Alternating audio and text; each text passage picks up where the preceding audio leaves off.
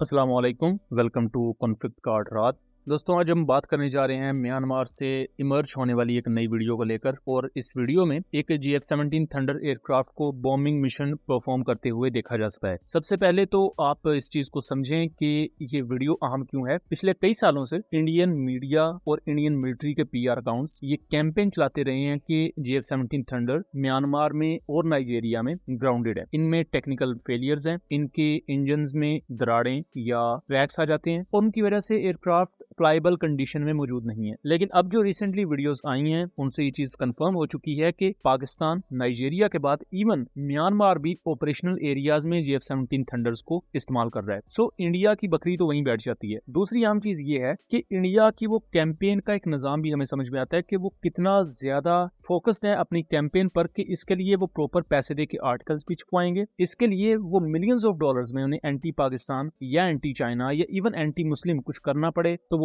करेंगे। दूसरी आम चीज ये भी है कि इंडिया कभी भी फर्क नहीं करता, बेशक उसके अपने इत्तेहादी क्यों ना हो। अब इसकी एक मिसाल मैं आपको ईरान की दूंगा। इंडिया के मशहूर यूट्यूबर / फॉर्मर आर्मी ऑफिसर हैं गौरव आर्या। उन्होंने ईरानियन फॉरेन मिनिस्टर के बारे में बड़े गलत अल्फाज कहे थे जस्ट बिकॉज कि उन्होंने इंडिया के दौरे से पहले पाकिस्तान का दौरा किया था। तो इंडिया की जो कैंपेन है वो सिर्फ कोई उनके मुखालिफ कंट्रीज के खिलाफ नहीं रहती, कभी कभार तो इसी जोश खराबत में वो अपने दोस्त कंट्रीज पर भी पिल पड़ते हैं। अब इस वीडियो में हमें ये तो पता लग जाता है कि भी GF-17 थंडर के बारे में ये जो एक झूठ क्रिएट किया गया था ये सिर्फ एक झूठ था, ना इसमें कोई सच्चाई थी। लेकिन हम म्यांमार एयरफोर्स की टैक्टिक्स की बात भी करेंगे क्योंकि GF-17 थंडर को बहुत पुअर तरीके से यहाँ यूज किया जा रहा है। पुअर तरीके से यूज क्यों किया जा रहा है वो मैं आपको बताता हूँ। सबसे पहले इस वीडियो को देखें तो फाइटर एयरक्राफ्ट, खास तौर पर जो 4th जनरेशन का फाइटर एयरक्राफ्ट है जो हाई एल्टीट्यूड से भी पिन पॉइंट एक्यूरेसी से बॉम्बिंग कर सकता है, वो बहुत ही ज्यादा लो एल्टीट्यूड पर फ्लाई कर रहा है। अब इतने लो एल्टीट्यूड पर जो एंटी एयरक्राफ्ट गन्स हैं या मैन पैड्स हैं वो इजीली इसे निशाना बना सकते हैं। इसके साथ साथ अपने टारगेट को हिट करने के बाद जो फाइटर पायलट है वो नॉर्मली फ्लेयर्स और चैफ एमिट करता है, जिससे अगर उस पर कोई एंटी एयरक्राफ्ट मिसाइल फायर भी हो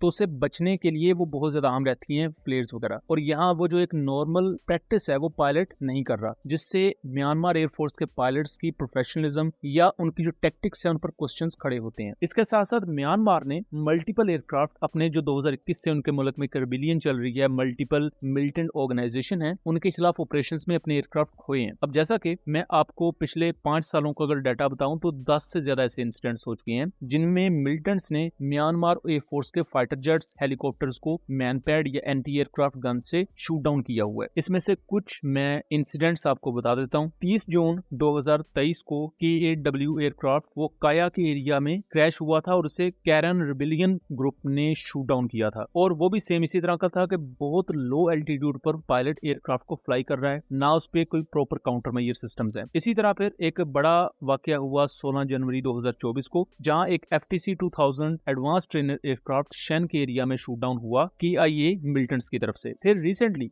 10 जून 2025 में भी एक Chinese made FTC 2000G aircraft shoot down हुआ रिबेलियंस की मैनपैड से। कहने का मकसद ये है कि म्यांमार एयरफोर्स की प्रोफेशनलिज्म पर हमेशा से क्वेश्चंस रहे हैं और अभी भी वो जिस तरह GF-17 थंडर्स को यूज कर रहे हैं, कल को इसी तरह लो एल्टीट्यूड पर फ्लाई करता हुआ ये GF-17 थंडर ही शूट डाउन हो जाए, इंडिया ने इस पर भी प्रोपेगेंडा शुरू कर देना कि जी देखें एयरक्राफ्ट की गलती थी।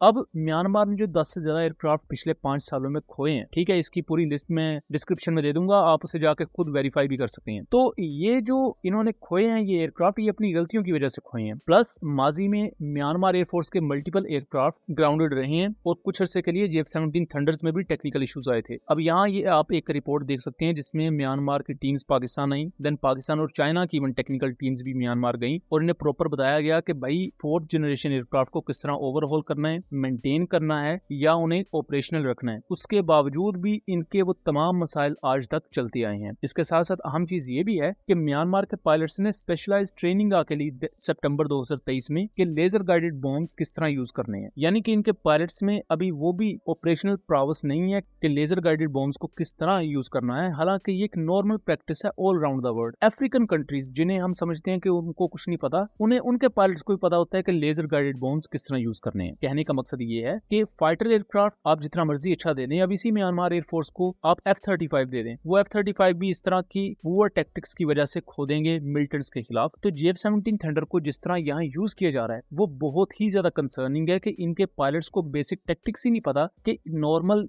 डम बॉम्ब्स भी किस तरह फेंकने हैं, और देन अपने टारगेट को अगर वो हिट कर भी दें तो फिर आपने जो काउंटर मेजर सिस्टम्स हैं यानी कि चाफ्स और फ्लेयर्स हैं वो डिप्लॉय करने होते हैं, ताकि अगर आप पर कोई एंटी एयरक्राफ्ट मिसाइल आ भी जाए तो उससे बचने के चांसेस भी मौजूद रहें। सो दोस्तों, ये वो पूरी सिचुएशन है जो इस वक्त हमने आपके सामने रखी, और इसमें जो एक्चुअली चीजें हुई हैं वो हमने आपको सबूतों के साथ दिखाई ताकि आप इन तमाम चीजों को समझ सकें। इसमें सरफेस लेवल पर आप बेशक पाकिस्तान को मुर्दे इल्जाम ठहरा दें, इंडिया पाकिस्तान के खिलाफ कैंपेन चला दे, चाइना के खिलाफ चला दे, GF-17 को बुरा कह दे, लेकिन जो मिलिट्री इस पर्टिकुलर चीज को यूज कर रही है जब वही सही तरीके से यूज नहीं करेगी तो आप जो मर्जी उन्हें बेहतरीन वेपन दे दें, बेशक उन्हें बेहतरीन एयरक्राफ्ट दे दें, बेहतरीन टैंक दे दें, बेहतरीन एयर डिफेंस सिस्टम दे दें, वो उसे सही तरीके से यूज नहीं कर पाएंगे। सो दोस्तों, ये था एक एनालिसिस। उम्मीद करता हूँ चीजें क्लियर रही होंगी। अगर वीडियो पसंद आई हो तो इसे ज्यादा से ज्यादा आगे शेयर कीजिएगा ताकि इस तरह की मजीद इन्फॉर्मेटिव वीडियोस हम आपके लिए लेकर आ सकें। मिलेंगे अगली वीडियो में, तब तक के लिए अल्लाह हाफिज।